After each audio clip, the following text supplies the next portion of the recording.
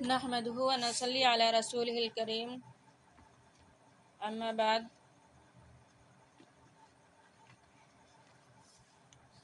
السلام علیکم ورحمۃ اللہ وبرکاتہ۔ اللہ رب العزت کا بے پایا شکر و احسان ہے کہ اس نے مجھے اس پرنور محفل میں اظہار خیالات کا موقع عنایت فرمایا، اور آج میں آپ لوگوں کے سامنے جس موضوع پر بولنے جا رہی ہوں وہ ہے تند باد مخالف سے نہ گھبرا اے عقاب۔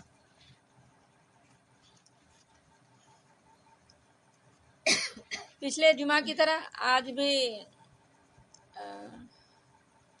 کچھ آپ لوگوں کے سامنے دین کے بارے میں باتیں ہوں گی، اور میں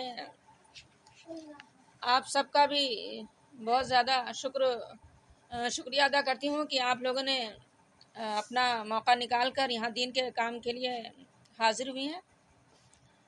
اللہ تعالیٰ آپ لوگوں کو بھی جزا خیر عطا فرمائے، آمین۔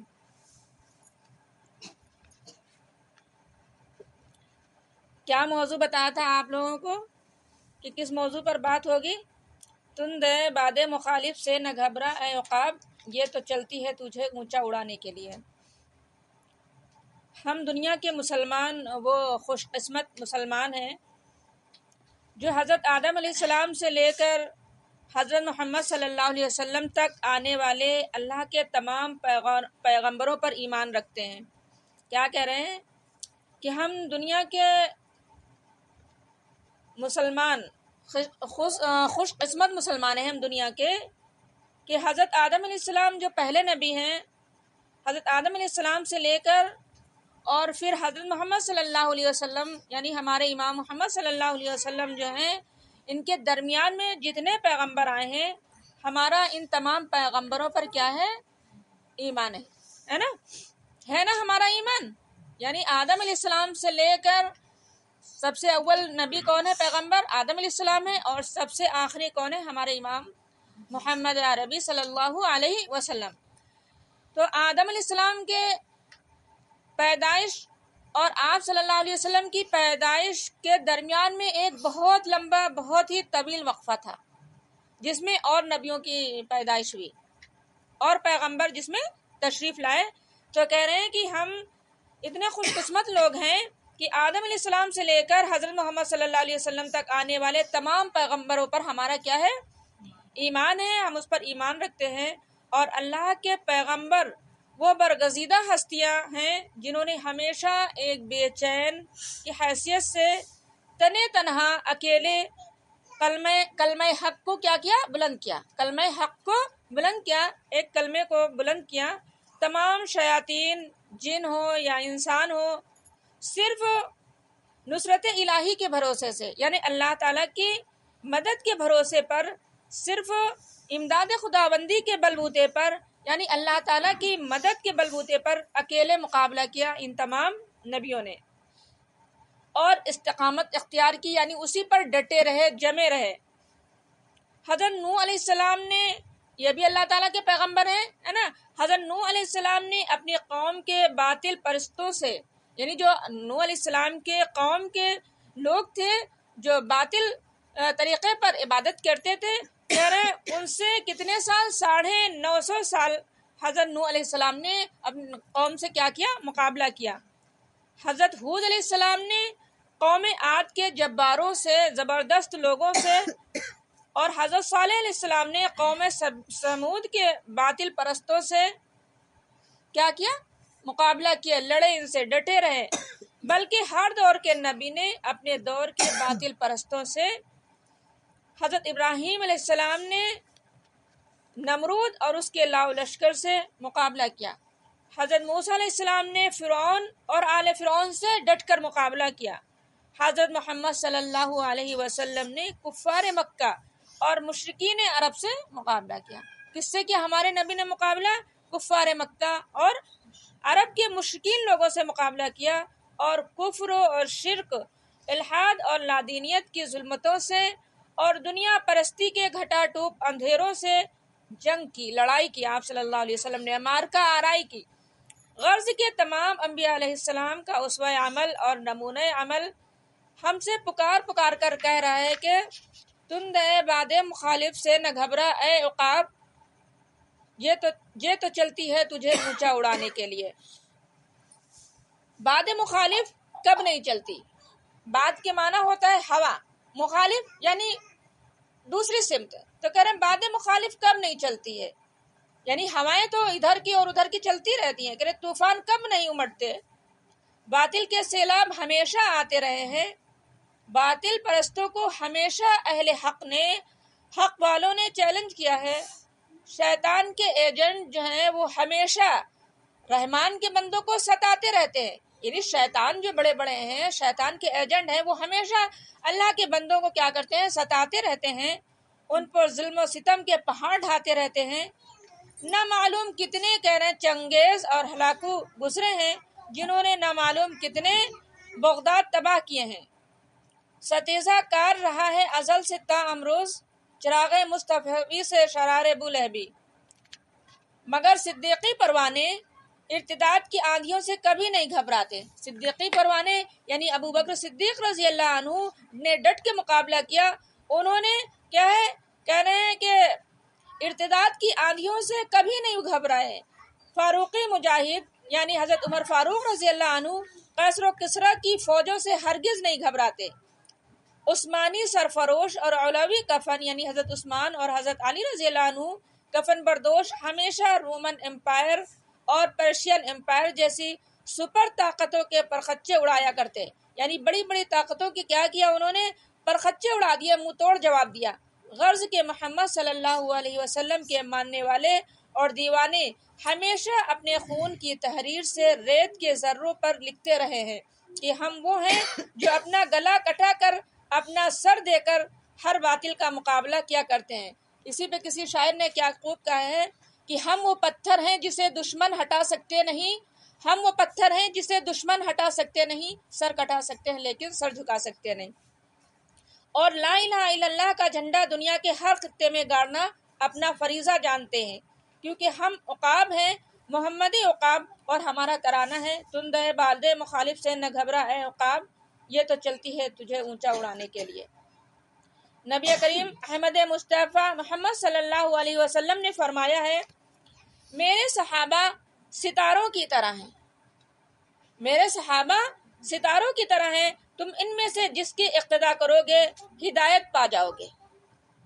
صحابہ کرام نے صبر، استقامت، سرفروشی اور جابازی کا، باطل کے مقابلے میں ثبات اور جماؤ کا جو اسوہ اور نمونہ چھوڑا ہے، وہ رہتی دنیا تک کے اہل حق کے لیے مہمیز کا کام کرتا ہے۔ ہمارے صحابہ یعنی آپ صلی اللہ علیہ وسلم نے جن کو صحابہ کہا ہے، اور جو ہمارے صحابہ ہیں، جیسے مثال کے طور پر عشرہ مبشرہ ہے، یا حضرت ابو بکر ہے، حضرت عمر رضی اللہ عنہ ہیں، حضرت علی رضی اللہ عنہ ہیں، حضرت عثمان رضی اللہ عنہ ہیں، یہ سب کون ہیں؟ صحابہ ہیں۔ اور صحابہ ان کو کہتے ہیں جنہوں نے ایمان کی حالت میں آپ صلی اللہ علیہ وسلم سے ملاقات کی ہو، ان کو کیا کہتے ہیں؟ صحابہ کہتے ہیں۔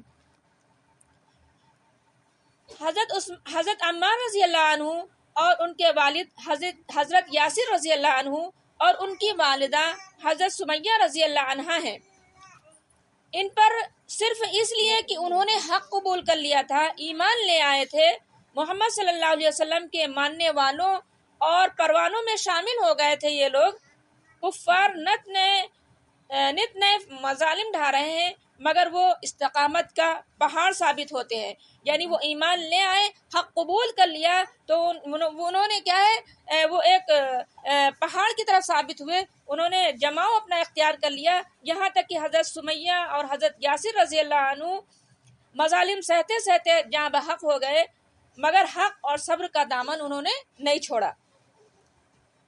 حضرت خبیب رضی اللہ عنہ ہیں، کفار نے انہیں قتل کرنے کے لیے لٹکا دیا، کفار نے انہیں پھانسی کے پھندے پر رسی میں ان کی گردن کو لٹکا دیا اور بھالے سے انہیں زخم پر زخم لگا رہے ہیں، کسے؟ حضرت خبیب رضی اللہ عنہ کو۔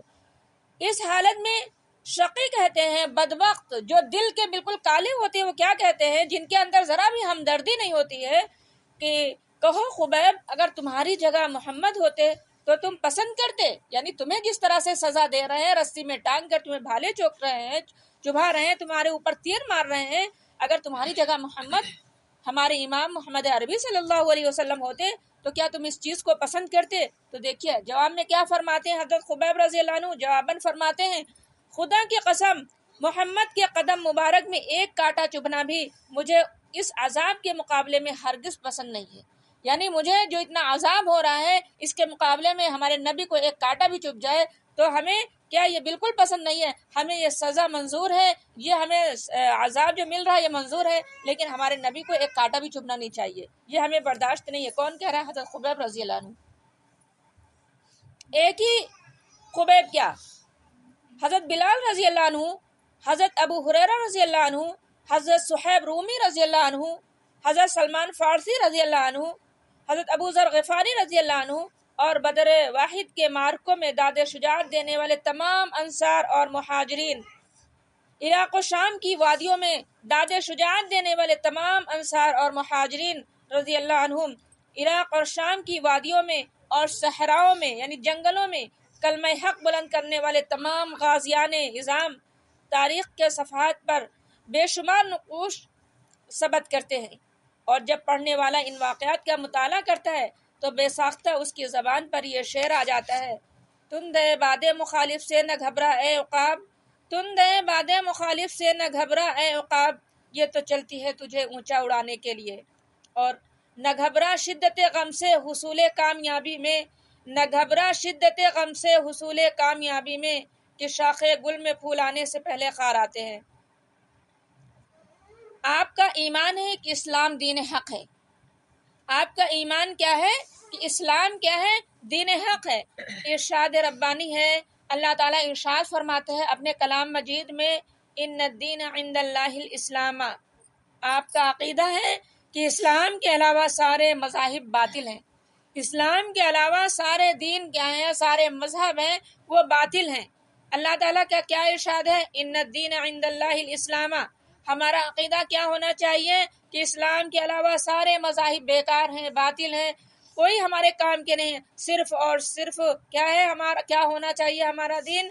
کہ اسلام دین حق ہے، ہمارا ایمان کیا ہو کہ اسلام صرف دین حق ہے۔ اب اسلام میں کیا ہے؟ ہمارے اللہ تعالیٰ کا نازل کردہ کیا ہے؟ قرآن مجید ہے، اللہ تعالیٰ کا نازل کردہ کیا ہے؟ قرآن پاک ہے، جو کہ ہمارے نبی صلی اللہ علیہ وسلم کے اوپر 23 سال میں اترا، 23 برس میں نازل ہوا ہمارے نبی صلی اللہ علیہ وسلم پر۔ تو کیا کریں، جو بات اللہ تعالیٰ نے ہمیں قرآن مجید میں بتلائی ہے، جو بات ہمیں قرآن مجید سے ملتی ہے، ہم اس پر عمل کریں، اور جو چیز ہمارے نبی صلی اللہ علیہ وسلم نے ہمیں بتائی ہے، ہمارے نبی صلی اللہ علیہ وسلم کی حدیث میں ملتی ہے، جن جن چیزوں کو ہمارے نبی نے کیا ہے، ہمارے امام نے جن چیزوں کو کیا ہے، جو چیز ہمارے امام نے کر کے دکھایا ہے، ہم اس چیز پر عمل کریں، یہی ہمارا کیا ہے؟ دین اسلام ہے، یہی سچا دین ہے، اور یہی سچا ہمارا اسلام ہے، یہی حق ہمارا اسلام ہے۔ اور آگے اللہ تعالیٰ کیا ارشاد فرماتا ہے؟ وَمَن يَبْتَغِ غَيْرَ الْإِسْلَامِ دِينًا فَلَن يُقْبَلَ مِنْهُ، کہ جو شخص اسلام کے علاوہ کوئی دین، کوئی دھرم، کوئی مذہب اور کوئی ازم اختیار کرے گا تو اسے اللہ تعالیٰ ہرگز قبول نہیں فرمائے گا۔ کیا بتا رہے ہیں کہ جو شخص اسلام کے علاوہ کوئی دین، دھرم، مذہب اور ازم اختیار کرے گا تو اسے اللہ تعالیٰ ہرگز قبول نہیں فرمائے گا۔ کیا کہہ رہے ہیں؟ اسلام کو چھوڑ کر اسلام کے علاوہ اگر کوئی شخص کوئی اور دین اختیار کرتا ہے، مثال کے طور پر کوئی عیسائی مذہب، عیسائی دین قبول کرتا ہے، غیر مسلموں کا دین قبول کرتا ہے، یا کوئی بدھ دین اختیار کرتا ہے، یا اس کے علاوہ کوئی کسی امام کو کہ ہم فلاں امام کو مانتے ہیں، ہم شافعی کو مانتے ہیں، تو کوئی کہتا ہے ہم حنبلی کو مانتے ہیں، یا کوئی کہتا ہے کہ ہم وہ کیا بولتے ہیں دیوبندی مذہب اختیار کرتے ہیں، یا بریلوی مذہب اختیار کرتے ہیں، تو کہہ رہے ہیں یہ اگر کوئی شخص اسلام کے علاوہ کوئی اور دین اختیار کرے گا تو اسے اللہ تعالیٰ ہرگز قبول نہیں فرمائے گا۔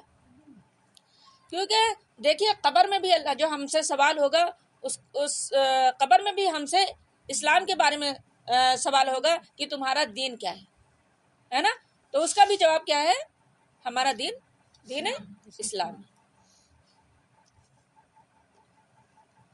تو کہہ رہے ہیں ظلمتیں صرف وہی نہیں ہے جن کو باطل مذہب کہا جاتا ہے، اندھیریاں صرف وہی نہیں ہیں جو پرانے نام رکھتی ہیں، نئے مذاہب بھی باطل ہیں جنہیں ازم کہا جاتا ہے، جیسے کمیونزم ہو یا سوشلزم، نیشنلزم ہو یا سیکولرزم، وطن پرستی ہو یا قوم پرستی، بے شمار ازم اور بے شمار پرستیاں ہیں جو باطل ہیں اور اسلام کے خلاف ہیں، دین حق کی مخالف ہیں۔ مانا کی باتیں مخالف تند و تیز ہے، ظلم و ستم کی چکی چل رہی ہے، باطل افکار و خیالات، جھوٹے فلسفوں اور نظاموں کی کالی گھٹائیں چھا رہی ہیں۔ انہوں نے نت نئے شکلیں اختیار کر رکھی ہیں۔ آریہ سماج، شیو سینا، RSS، بجرنگ دل، ترشول دھاری، یکساں سول کوڈ کے حامی، مسجدوں پر قبضہ کرنے والے منصوبہ ساز، غرض کے طرح طرح کی ظلمتوں کے علمبردار اہل حق کے دشمن ہیں۔ وہ حق اور اہل حق کو مٹانا چاہتے ہیں تو کیا آپ ان سے گھبرا کر بھاگ کھڑے ہوں گے، مایوسی کا شکار ہو جائیں گے؟ نہیں، ہرگز نہیں۔ آپ خالد بن ولید کے نام لیوا ہیں جنہوں نے عراق اور شام کو رون ڈالا تھا۔ آپ طارق بن زیاد کے خلاف ہیں جنہوں نے اپنے بیڑے کو خود پھونک ڈالا تھا اور اسپین کی فتح کا دروازہ کھولا تھا۔ یعنی انہوں نے طارق بن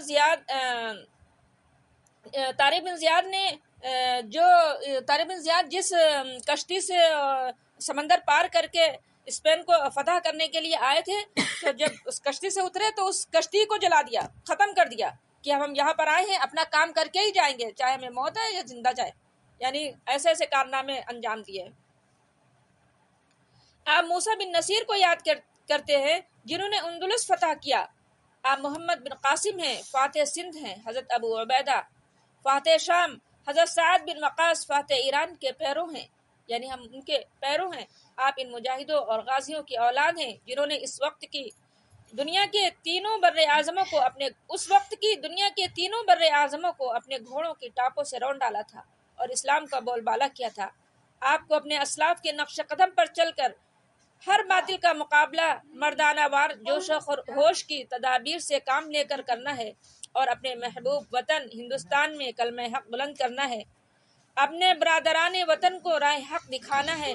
شاعر بالکل ٹھیک کہتا ہے، تند ہے باد مخالف سے نہ گھبرا ہے عقاب، یہ تو چلتی ہے تجھے اونچا اڑانے کے لیے۔ اور لاکھ دیوار چمن راستہ روکے لیکن بوئے گل کی بھی کہیں خوئے سفر جاتی ہے۔ آج ہم ہندوستان میں جن ناگفتہ حالات سے دوچار ہیں، مظلومیت اور محکومیت کے جو سیاہ بادل ہمارے سروں پر منڈلا رہے ہیں، کفر و شرک اور الحاد کی تاریکی کا جو سیلاب امڈا چلا آ رہا ہے، فساد اور کرپشن کا جو طوفانی سمندر ٹھاٹھے مار رہا ہے، یہ سب چیزیں ہمارے لیے ایک عظیم چیلنج بن کر سامنے آ رہی ہیں۔ ضرورت ہے کہ ان تہ برتہ اندھیروں میں ہم شمع ایمان کی لو بڑھائیں، کیونکہ جس قدر مسائب پریشانیاں بڑھ رہی ہیں، اسی مناسبت سے ہماری ذمہ داریاں بھی بڑھ رہی ہیں۔ بڑھے گی جتنی ظلمت روشنی بھی تیز ہوگی، میری شمع حرم کالی گھٹاؤں سے نہ گھبرائے۔ عصر حاضر ہمیں پکار رہا ہے، قیادت کی مسندیں آپ کی منتظر ہیں، انسانیت کا قافلہ آپ کو اپنا رہبر بنانا چاہتا ہے۔ یہ بحر و بر، یہ شجر و حجر، یعنی یہ سمندر اور خشکی اور درخت اور پتھر، یہ شاندار مکانات اور عمارتیں زبان حال سے کہہ رہی ہیں کہ اے مسلمانوں اٹھو اور اس تند و تیز باد مخالف کا رخ موڑ دو۔ اسلام کی فطرت میں قدرت نے لچک دی ہے، اسلام کی فطرت میں قدرت نے لچک دی ہے، اتنا ہی یہ ابھرے گا جتنا کہ دبا دیں گے۔ آج ہم لوگ یہاں پر کس لیے جمع ہوتے ہیں نا؟ ہم لوگ اسی لیے جمع ہوتے ہیں کہ ہم لوگ کچھ سنیں اور کچھ معلومات ہم لوگوں کو ہو، اس پر ہم تیار ہوں، اور اس کے علاوہ ہم اپنی نسلوں کو، اپنی اولادوں کو، اپنی نسلوں کو اس دین کے کام کے لیے ان کو تیار کریں کہ ہمارے ہمارے اسلاف نے کس طرح کا کارنامہ انجام دیا ہے۔ اور تو اسی طریقے سے ہم لوگ یہاں پر جو جمع ہو رہے ہیں تو ہم لوگ اپنی اولادوں کو اس چیز پر ابھاریں، ان کو تیار کریں کہ ہمیں کیا کرنا ہے، ہمیں اسلاف کے نقش قدم پر چلنا ہے، ان کا طریقہ اختیار کرنا ہے۔ ہم جب نبی صلی اللہ علیہ وسلم کے طریقے پر اور آپ صلی اللہ اور اللہ تعالیٰ کی نازل کردہ قرآن مجید پر ہم عمل کریں گے تو انشاءاللہ تعالیٰ ہمارے کامیابی ہمارے قدم چومے گی۔ وآخر دعوانا ان الحمد للہ رب العالمین۔ السلام علیکم ورحمۃ اللہ وبرکاتہ۔